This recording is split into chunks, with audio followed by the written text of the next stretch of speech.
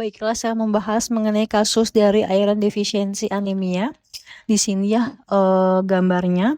Kemudian juga 90-year-old woman comes to the office due to exertional dyspnea, intermittent lightheadedness. On examination, mucosal pallor is present. Laboratory studies show red blood cell count 3.5 million per millimeter pangkat 3. Hemoglobin concentration 8,5 gram per dl. Peripheral smear is shown, which of the following finding is most likely present in this patient, yaitu A. Decrease transferrin binding capacity, B. Increase macrophage iron retention, C. Increase serum cytokine level, D. Increase serum erythropoietin level, E. Increase serum hepcidin level. Jawabannya adalah yaitu D. Increase serum erythropoietin level. Di sini penjelasan kasusnya yaitu ini adalah kasus anemia defisiensi besi atau iron deficiency anemia. Diagnosis utama adalah pasien memiliki gejala sesak saat aktivitas, pusing ringan, pucat pada mukosa, HB rendah 8,5 mg per dl, kemudian juga RBC rendah 3,5 juta. Hapusan darah adalah sel darah merah kecil, pucat, bentuk bervariasi. Ini khas untuk iron deficiency anemia atau anemia defisiensi besi. Jawaban yang benar adalah D, yaitu increase serum erythropoietin level. Akhirnya adalah kadar erythropoietin serum meningkat. Kenapa EPO meningkat? Erythropoietin atau EPO adalah hormon yang dibuat oleh ginjal. Fungsinya merangsang sumsum tulang untuk membuat sel darah merah baru. Pada anemia defisiensi besi, yaitu zat besi kurang sehingga hemoglobin sulit dibuat, sehingga menyebabkan HB turun sehingga darah kurang mampu membawa oksigen. Ginjal mendeteksi jaringan kekurangan oksigen sehingga ginjal meningkatkan EPO. Sumsum tulang dirawan membuat RBC baru.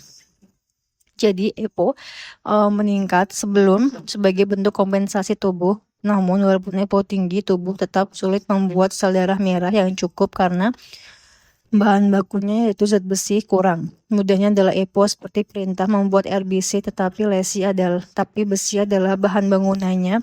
Kalau bahan besi kurang, walaupun perintahnya kuat, RBC tetap sulit dibuat. Nah, kenapa gejala pasien muncul yaitu hemoglobin berfungsi membawa oksigen. Kalau HB rendah, HB turun, oksigen ke jaringan turun, muncul gejala yaitu sesak saat aktivitas karena otot butuh lebih banyak oksigen saat bergerak, menyebabkan pusing atau lightheadedness yaitu karena otak kekurangan oksigen, pucat mukosa karena darah kurang hemoglobin, lemas atau mudah lelah yaitu karena otot kekurangan oksigen.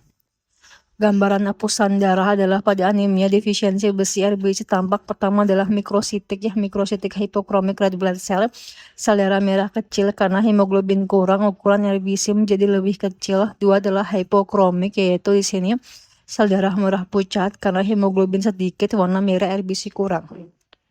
3 adalah poikilositosis, bentuk RBC bervariasi atau aneh-aneh, mudah hafal adalah IDA sama dengan RBC kecil pucat bentuk aneh.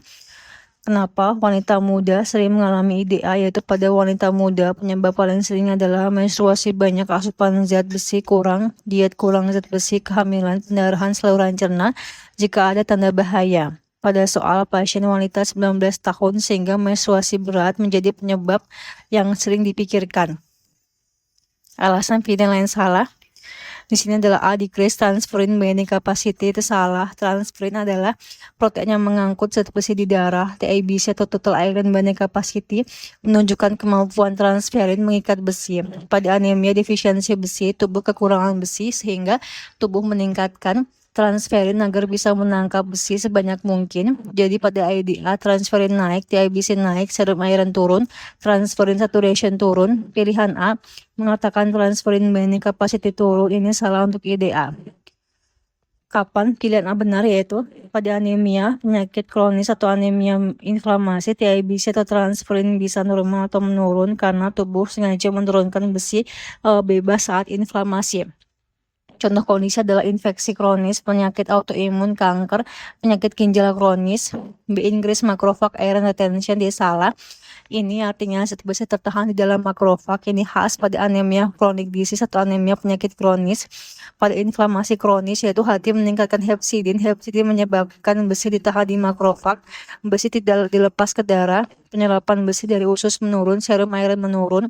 Pada IDA yaitu tubuh justru melepaskan besi sebanyak mungkin sehingga hepsidin rendah dan juga retensi besi di makrofag tidak meningkat.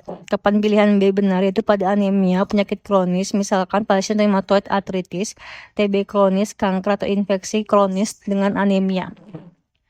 Ya, C. Increase serum sitokin level, salah. Sitokin seperti IL-6, TNF alpha, IL-1 meningkat pada inflamasi.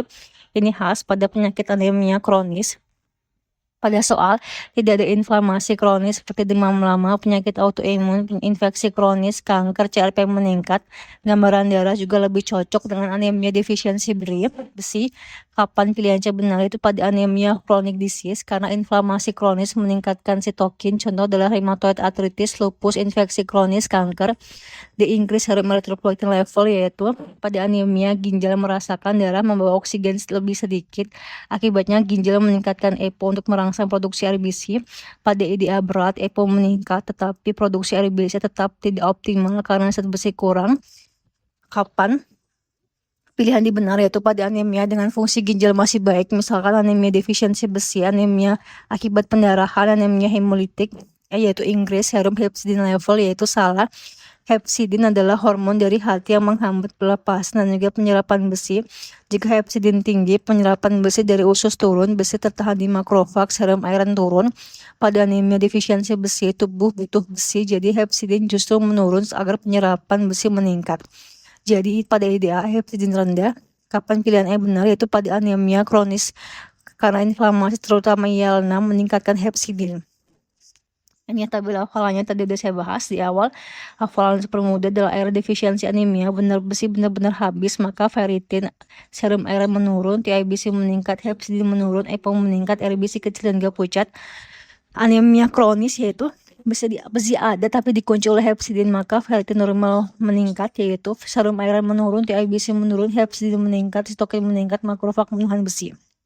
Kesimpulannya adalah pasien ini sering sesuai dengan anemia defisiensi besi berat karena Hb rendah menyebabkan pengantaran oksigen menurun, ginjal merespon dengan meningkatkan erythropoietin. Jawabannya adalah di increase serum erythropoietin level.